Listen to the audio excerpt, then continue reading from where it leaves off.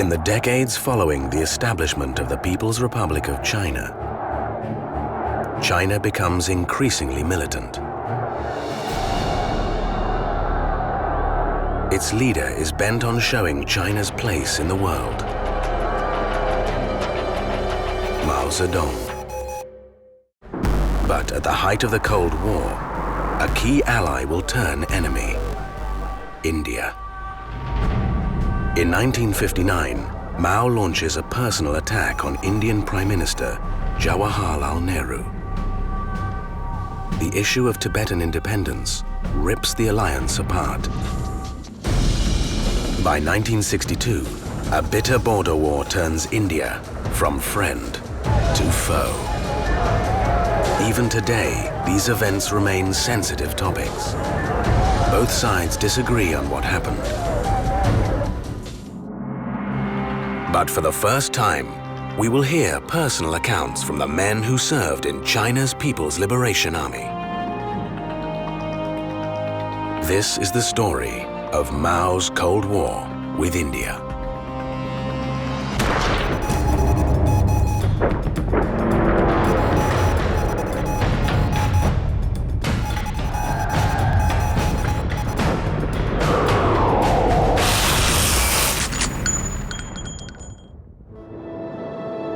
The Tibetan Plateau in 1959.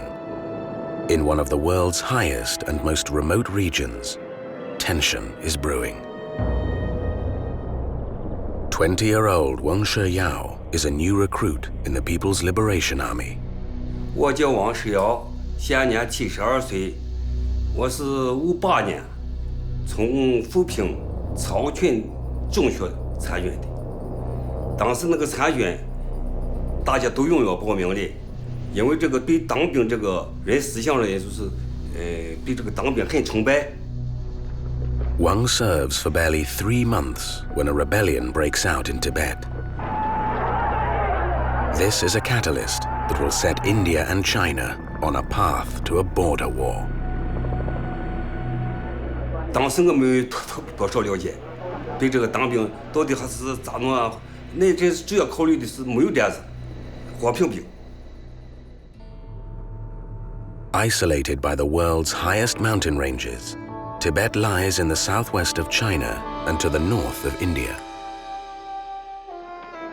Tibet's history with China is long and complex, dating back as early as the 7th century. Her position with China alternating between subservience and independence.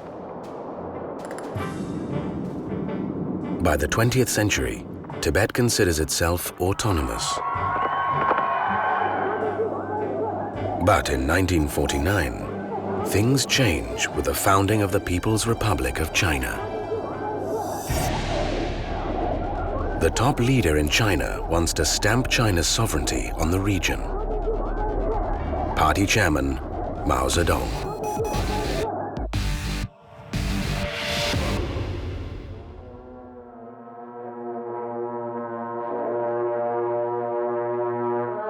Mao considers Tibet a part of China.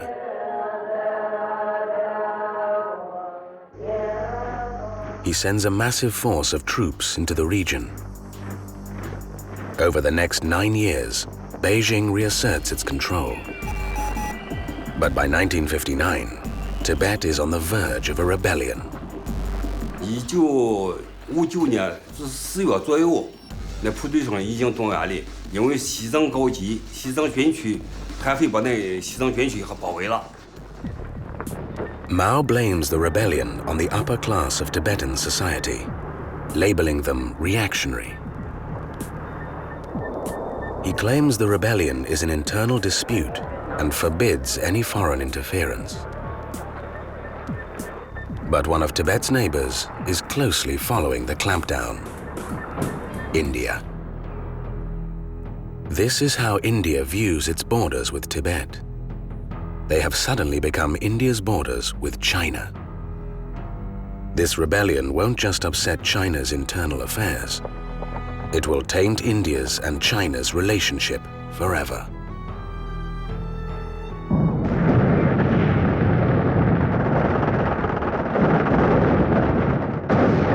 10 years earlier, though, the picture is different. China and India forge a friendship almost immediately after the founding of the People's Republic of China. The two have common grounds, being newly independent and the two most populous countries in Asia. The leader that spearheads their friendship, Prime Minister Jawaharlal Nehru.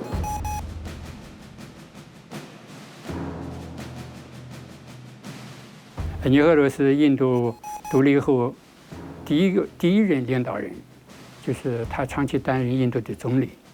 他也愿意跟中国发展友好关系，因为中印两国之间在反对帝国主义侵略、反对殖民主义统治方面有共同立场。On China's side is Premier Zhou Enlai, a highly ranked official key in cementing this relationship. 周恩来是中国建国以后第一任外交部长了，他是总理兼外交部长，就说明当时中国的中央政府对这对外交也是非常重视的。In 1954, Zhou attends the Geneva Conference. In a speech, he praises India as a leader of the non-aligned movement. Countries considered neutral in the communist-capitalist divide. Zhou Enlai did have friendship with Nehru, and he tried to maintain that. And he sees that as a very much a foundation, a Sino-Indian kind of alliance, a foundation for the entire non-alignment movement. Sino-Indian relations reach new heights 1 year later during a meeting of newly independent Asian and African states. The Bandung Conference. Both India and China pledge their goals of leading this new world order. But cracks soon begin to appear in their relationship. Mao has reservations about getting too close. Mao seems more suspicious about the leadership of those newly independent countries than Zhou Enlai was. Because for Mao, the temptation of Moscow's support or Washington's support is always there. And China is strategically and economically limited in that regard. So he tries to keep distance between himself and the leaders of newly independent countries. A rivalry begins to grow. After the Bandung Conference, there was a power struggle developing between Beijing and Delhi because both of them see themselves as the leader of the emerging non-Western world, independent countries in Asia and Africa. But the issue that will bring these cracks to a head, the rebellion in Tibet.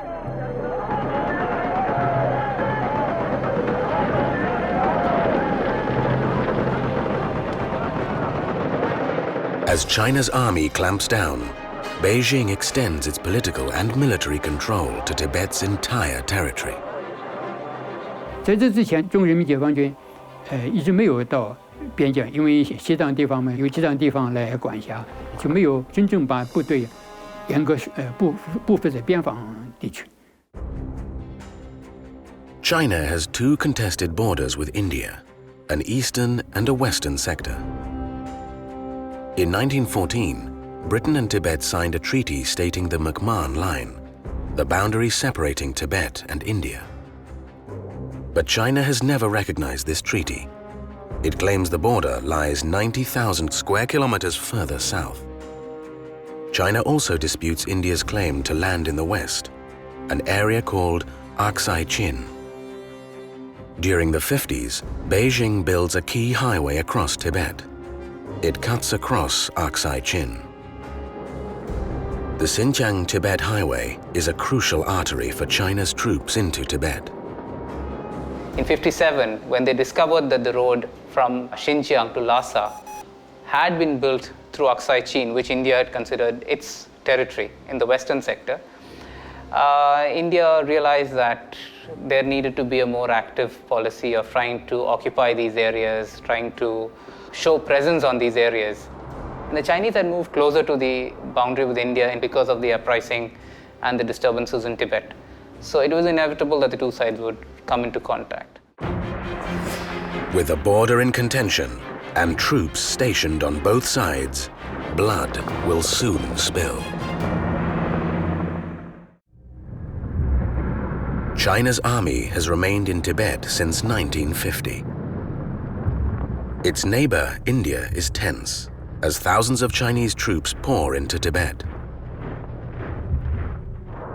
Over the next decade, many Tibetans feel Beijing's reforms disregard their culture and traditions.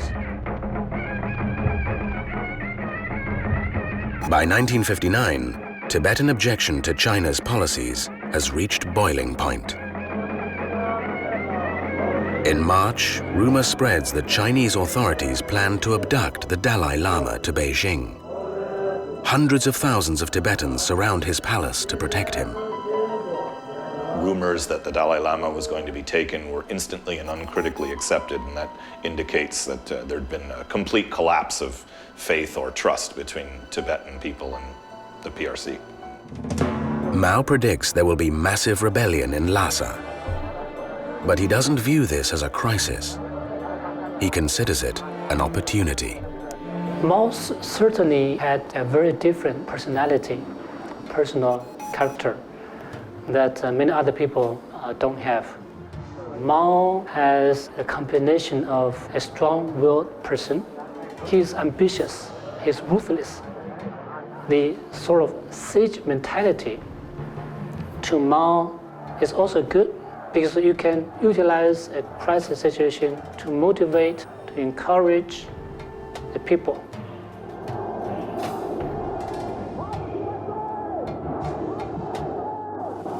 Mao says, the more chaotic the situation in Tibet, the better. It will give reason to crush the rebellion and carry out reforms in the future. Thousands of new recruits like Wang Xiyao rally behind Mao. 我对毛主席独生的很崇敬，他怎么说我就怎么做。我对这两个人是非常崇拜，叫我死去我就死去。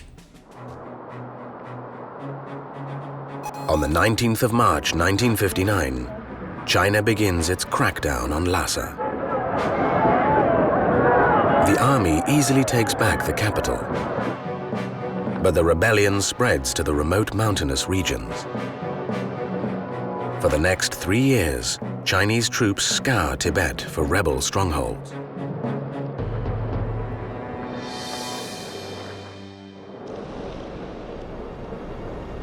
One of the biggest rebellions erupts on Namtso Lake.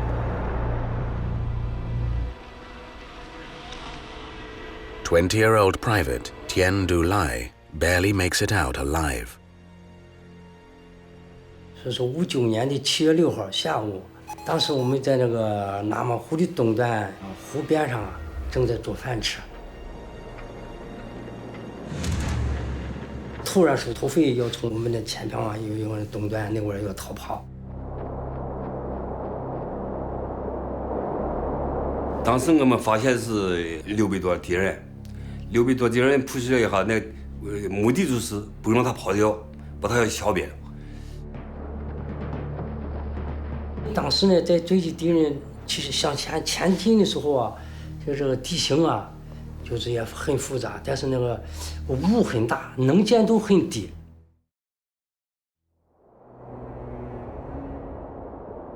突然间，右前面又发现一个敌人，这时候班长立即命我们全班都卧倒，卧倒以后就开始向敌人射击。就在这个时候呢，突然一个敌人从那旁边坎子下边，向班长连开2枪。 班长胸部中弹，然后班长就牺牲了。一直打，这一共前没很大，一共打到这个1、2点钟。但当时打的过程当中，那很激烈。因为当时那敌人那个叛匪啊，他就是用那个大马刀，那也挺残忍的，也挺野蛮的那家伙。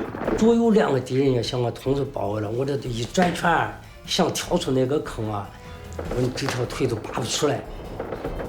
所以这时候呢，连长就冲上来，把那敌人消灭了以后，在我晕倒的时候，他就派人呀，就是把我朝死救。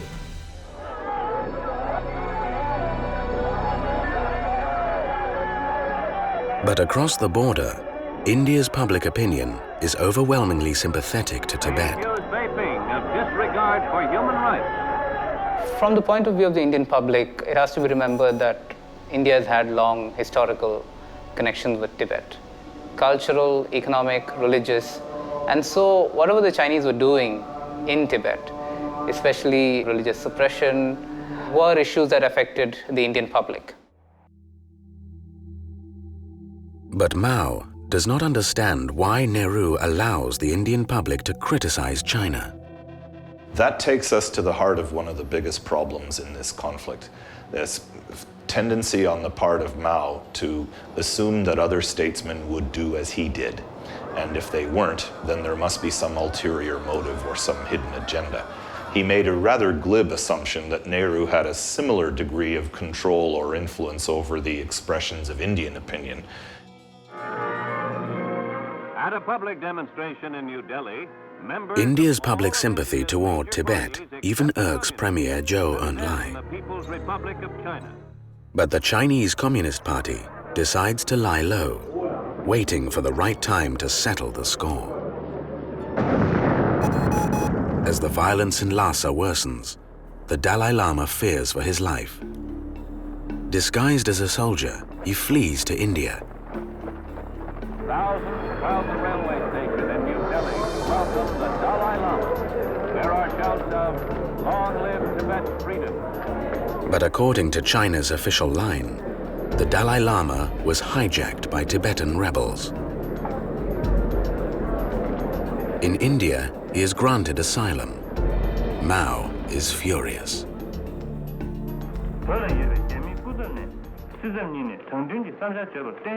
In a statement to the Indian public, the Dalai Lama speaks of the oppression of his people at the hands of the Chinese. He also calls for Tibet to be independent of China. Dalai Lama's speech just made matters much worse. But the really bad reaction on Mao's part was to assume that if the Dalai Lama was being given asylum in India and being allowed to make such provocative and aggressive statements in public, then it must be because Nehru and the Indian government wanted to use these public statements for a policy agenda of their own. Mao believes now is the right time to expose India's purported role in the rebellion. He declares Nehru the mastermind behind the protests, hoping to seize Tibet for himself. In just 2 short months, the 2 Asian brothers turn into bitter adversaries. Both stake claims to lands on their borders and begin sending troops to fortify them. The world's 2 most populous nations will soon open fire on each other.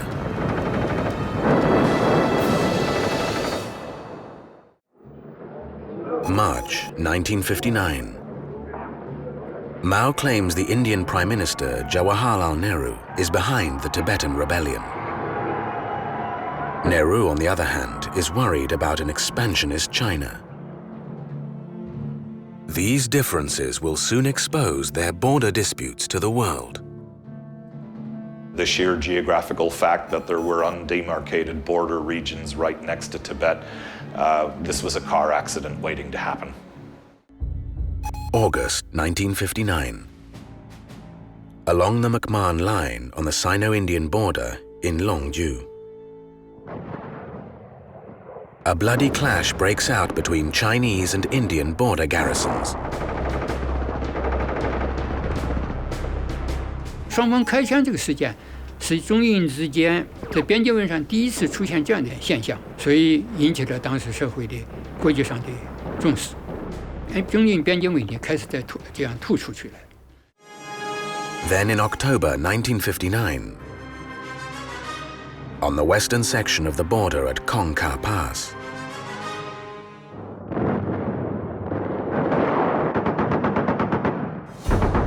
Chinese and Indian soldiers open fire again.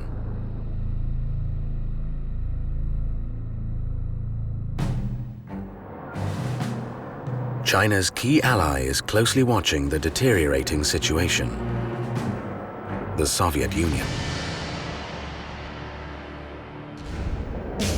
In 1959, the successor to Stalin has been in power for 6 years: Nikita Khrushchev.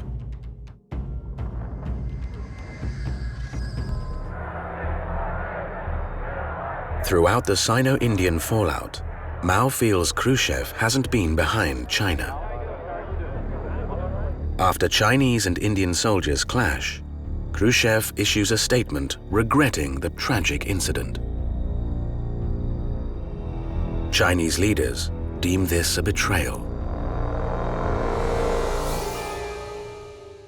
当时中国政府是之前啊，就是一再劝阻说你不要发表这样的言论，你不要表明你要秉公办事，你要保持中立，这不是中立。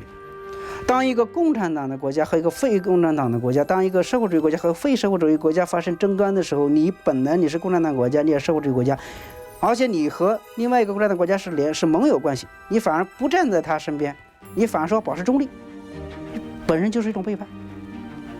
当时中国这个是非常生气的，中国领导人是非常生气的。 By the 10th year anniversary of the People's Republic of China, the topic has reached boiling point. 赫鲁晓夫在会上就激烈指责中国，说中国先交火了，实际上是印度先开火了。他认为说是中国打死了印度士兵了，他甚至说那么个荒凉不毛之地，你们干嘛要为了争那一点领土呢？那就是中国可以放弃自己领土。像这些言论都是 为中方所不能接受的。 Talks with India, however, fare better. China and India come to a consensus over the clashes. They agree to withdraw to 20 kilometers behind the lines of control on both borders. But in reality, the opposite happens. Over the next 3 years, both sides fortify their borders. Troops continue to patrol over the disputed territory. The Chinese are ordered not to open fire if Indian troops come into sight. Beijing does not want to be accused of attacking India, yet. For many soldiers like Private Wang, this is very difficult. 咱们是不开第一枪，印度边防部队的北线的那互相都了解，北线的就是那不分歧，就是大脚踢一下子。 东西踢过来，咱们的把东西给你踢过去。 China officially names India's incursions into what it deems its territory a forward policy. The way the Chinese saw the forward policy was as one that was deliberately provocative. The problem was, of course, on the Indian side. The Indians were merely marking claim to what they thought was their side. So, in a sense, the forward policy was not one only employed by the Indian side, but there was one employed by the Chinese side as well. The Sino-Indian agreement has not worked. But back in Beijing, Premier Zhou is hesitant on taking a fiercer stance. As foreign minister, he is very wary of how China is perceived in the world.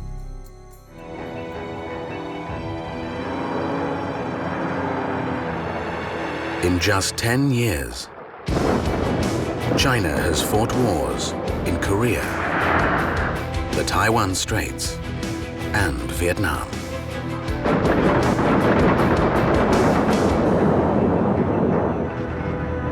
By 1960, China is reluctant to make more enemies. To put an end to the Sino-Indian border dispute, Zhou visits New Delhi to offer an olive branch. He suggests China will stay behind the Western McMahon Line if India gives China more land on the eastern border, the Aksai Chin. But Nehru rejects the proposition, and Zhou goes home empty-handed. Mao is furious yet again. 说现在看来，这仗是非打不打不行了，没有退路了。 Mao issues the secret order to begin preparing for combat. The stage is set for war.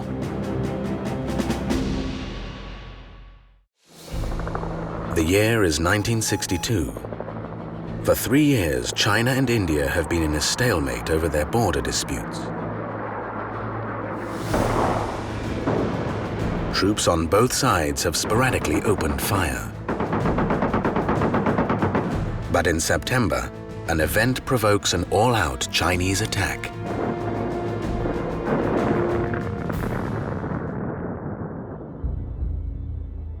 On the eastern border, the Indian army establishes a post in Cherdong, near the McMahon line.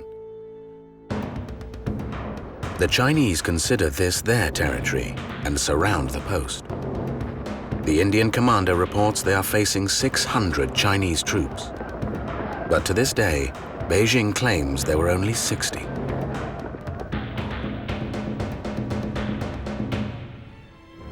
When Nehru orders the Indian army to drive out the Chinese, it's the last straw for Mao.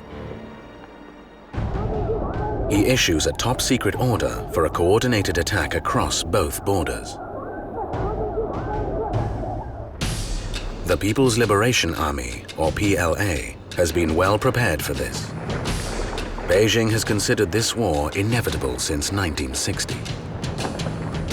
The army has recruited and trained thousands of men.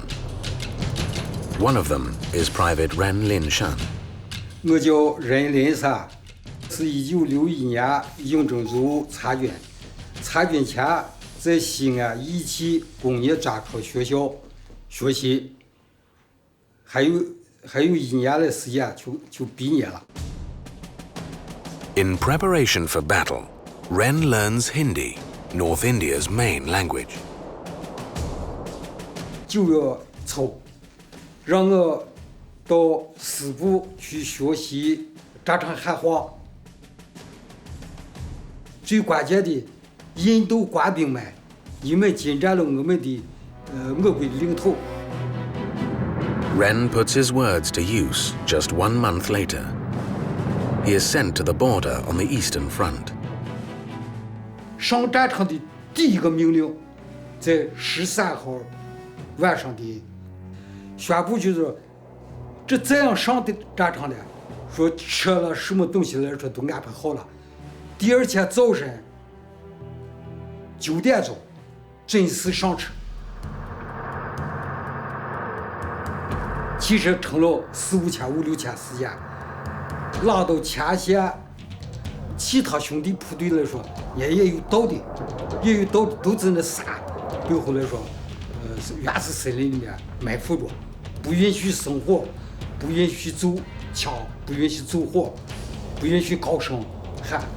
上了山顶，山顶下边对面山上就是敌人，害怕走漏消息，都是秘密行动。 Just before dawn, the PLA launch a coordinated attack.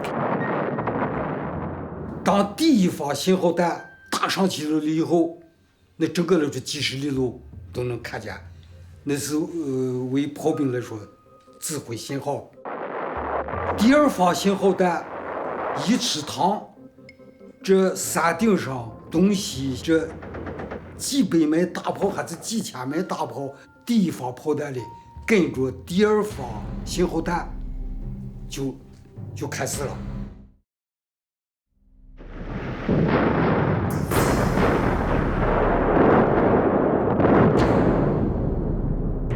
Mao's plans are put into action as Chinese artillery units inflict devastating hits on Indian troops. 这是正面进攻，我们上了山，和敌人来去就打个交手战。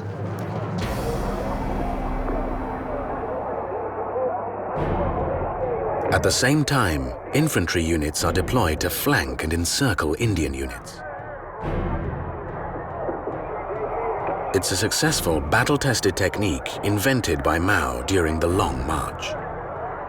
Chinese had a lot of experience in fighting in this kind of country. They'd been doing it since the 1930s, and they'd done a lot of it in Korea against the Americans. It taught them some important things about fighting in rugged mountain country. In particular, the more you decentralize, the better. The nature of the ground often breaks fighting up in areas like this into skirmishes between small units. So you need to have a force which is prepared to so operate. On the western border, the PLA attack from the mountainous areas at the same time. They annihilate the Indian defense. By 4 p.m., the first battle is over. 基本上就德巴恰事件，第一仗这就基本上就结束了。这一仗这是一个全胜，对敌人来讲是一个毁灭性的打击，炮灰起的根本没有打死的，全部做了当了俘虏。 This rare film archive shows the moment when the PLA captures the Indian army.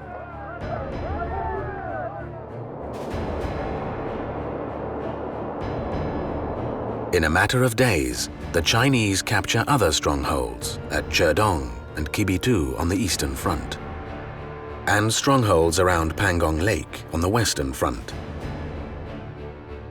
The Indians quite simply just didn't expect Chinese units to be able to get to these places as quickly as they could and use the firepower as effectively as they did. While fighting is ongoing, China appeals to India to settle the dispute through negotiations. Once again, Chinese Premier Zhou Enlai says China will give up the area south of the McMahon Line if India gives up Aksai Chin. But Nehru is incensed. He rejects the proposal and declares a state of emergency in India. Nehru rallies his troops to launch a counterstrike, but Mao is one step ahead.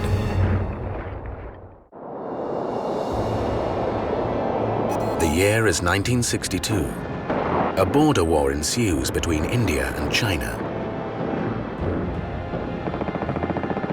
After a series of losses, Indian leader Nehru orders 30,000 Indian troops to launch a counter-offensive. The PLA deploy another 20,000 troops to the eastern sector. Their plan, a punitive and devastating attack that will end the war. But it requires a huge undertaking. Ren Linshan and Tian Dulai of the 11th Division are ordered to flank Diranzong. But the site lies more than 50 kilometers across the Himalayas. Icy rivers and deep ravines lie in the regiment's path. 怎么能到德让州？给11师布置的是大德让州，11师的那必然来说就要接受迂回包围，这就谈到了一个北里小岛。这要说是一个小岛，这根本无路。 不是什么小岛，再不好走，这小岛来说还能通过。你再上其他山，是横跨喜马拉雅山。The 11th Division hit the trail on November the 10th. They have just over a week to get to Diranzong. 我们部队行了8800夜，从中的艰苦状况啊，里边翻了几场大山，斗了几个冰河。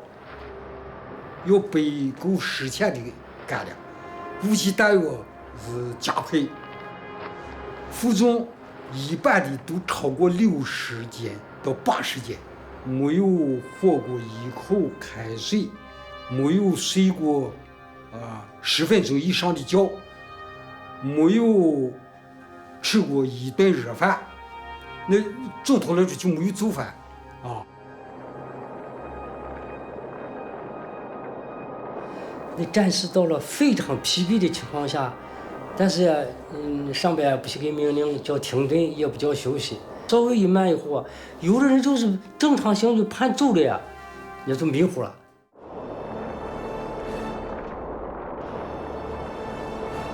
心里只有一个决心，只要完成任务，战胜敌人，这就是最大的心愿。On the morning of November the 18th, the PLA's plan comes to fruition with horrific consequences. The second offensive. By the morning of November the 19th, Indian units are completely wiped out. Indian forces collapsed. Large number of Indian soldiers became POWs. Chinese forces pressed on into Indian territory. In New Delhi, a panicked Nehru sends a desperate plea to the US, asking for immediate military support.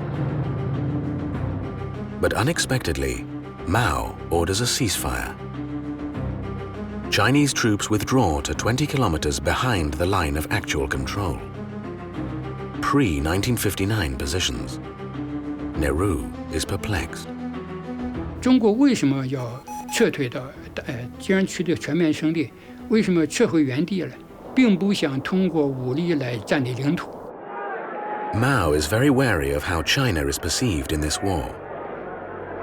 It has just coordinated an attack on a fellow Asian nation and leader of the non-aligned movement. Chinese troops have killed thousands of Indian soldiers. The stage is set for a new act in China's global propaganda offensive. These are the propaganda videos they release to the world. POWs are shown to be well treated. They are even released and escorted back to the border. But for the PLA soldiers who fought in the war, there is a different story. Even today, this subject brings back bitter memories. 我被押送俘虏，那个啥的，你说是吃了3年以后坐下来休息，把我们的干粮、水都让给人家吃，让给人家喝。实际上我们心里的那很气愤，那说那枪毙了，那如果允许的话，拿枪子把那扫完了。那就国家那个党的政策不允许，党的政策不准虐待俘虏，那操只能按党的政策办事，把人家安全送达。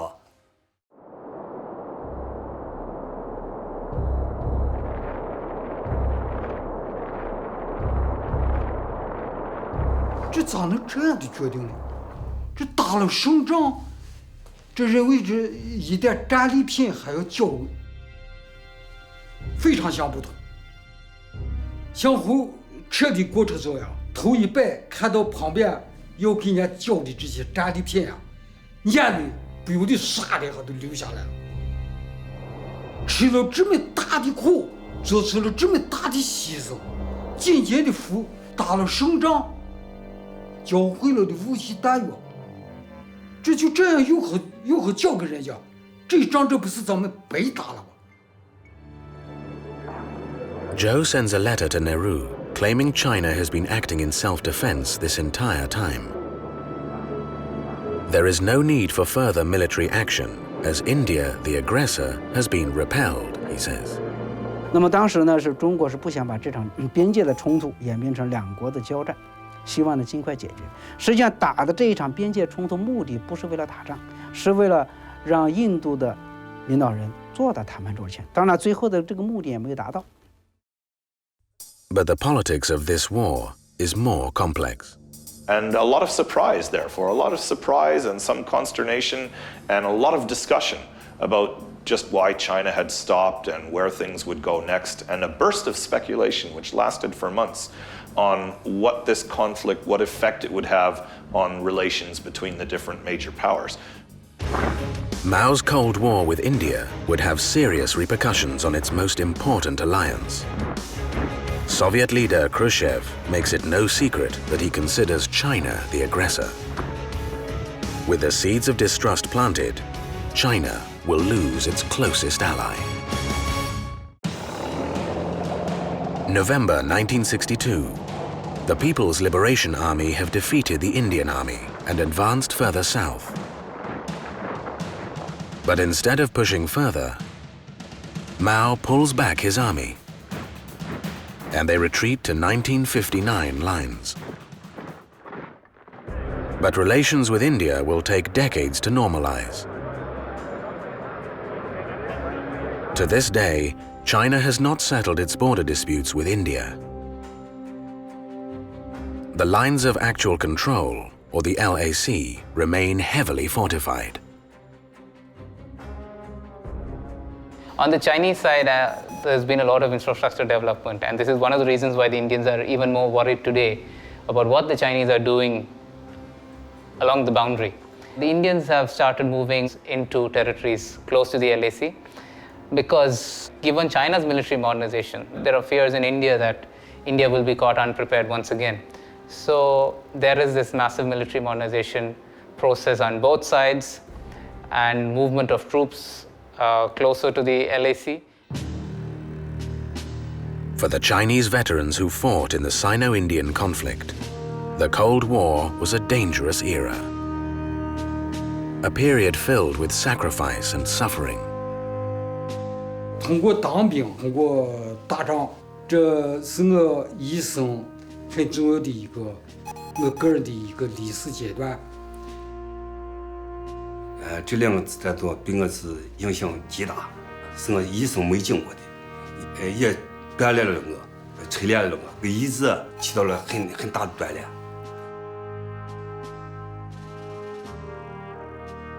那确实是没办法形容的，但是这忍受下来，有个啥精神呢？就是那解放军的光荣传统，一不怕苦，二不怕死。我想这个人呀，有了这种精神呀，什么困难就可以克服。我就这是这样的。The Sino-Indian War has been instrumental in shaping and molding the mentality of the Chinese leadership. Emerging out of that conflict would be a China just 13 years old. But Mao and his commanders have proved they fear no one. China has shown it is willing to go to war alone to claim land it considers part of itself. But China's war against India has sown the seeds of distrust with its key communist ally. 苏联和印度的关系在热络，当时在中国共产党人看来，就是说苏联是在明显的在违背他的这个整个的社会主义的大家庭这个大的事业。The stage is set for China's next war. The next decade will see the Soviet Union transform from China's #1 ally to her most hated enemy.